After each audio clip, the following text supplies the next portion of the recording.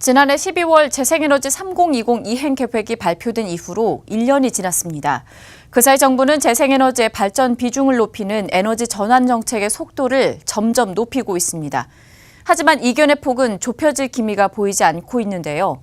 학계에선 정부의 에너지 전환 정책의 법적 윤리적 문제점을 지적하는 토론회를 열었습니다. 현장에 나가 있는 취재기자 연결해 보도록 하겠습니다. 도혜민 기자. 네, 한국프레스센터입니다.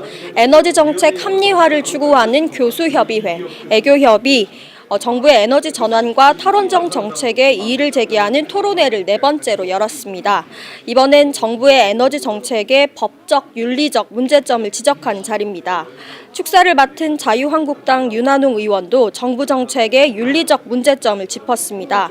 재생에너지를 확대하는 측면에서 서울시에서 태양광 관련 조합을 만든 사람 상당수가 박원순 시장의 측근이라고 주장했습니다. 윤 의원은 또 에너지 전환이라는 용어에 대해서도 문제를 제기했습니다.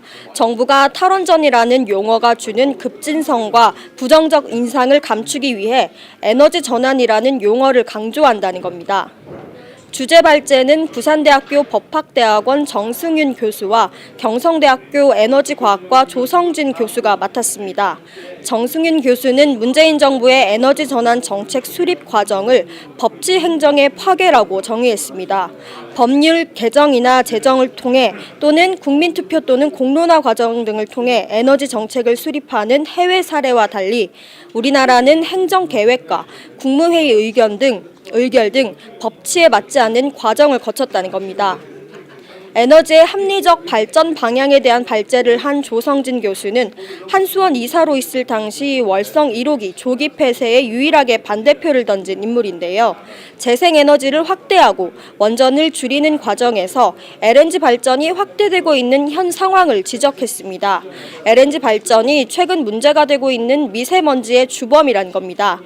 이후 합리적인 에너지 정책 추진을 위한 과제를 주제로 토론이 이어졌습니다. 문재인 정부가 3년 차를 앞두고 있는 현재 정부의 에너지 전환 정책으로 통칭되는 탈원전과 재생에너지 확대 정책에 대한 이견은 좁혀지지 않고 있습니다. 오히려 갈등이 증폭되는 양상인데요. 지난 11월 애교협과 한국원자력학회가 국민 70%가 원자력 발전을 지지한다는 내용의 인식조사를 결과를 발표한 데 이어 12월엔 더불어민주당에서 그와 정반대의 결과를 발표했습니다. 탈원전을 놓고 전혀 다른 여론조사 결과를 발표하면서 서로의 주장을 반박하고 있는 모습입니다. 이 같은 양상은 신재생에너지에서도 포착됩니다. 정부가 특히 확대하고 있는 태양광 발전에 대해 국민 70%가 찬성한다는 조사 결과가 최근 민주당과 한국태양광산업협회 명의로 발표됐습니다. 에너지는 국가 기반 정책인 만큼 정부의 에너지 정책을 둘러싼 찬반 갈등을 조속히 해결할 방안이 마련돼야겠습니다. 지금까지 한국프레스센터에서 아시아경제TV 도혜민입니다.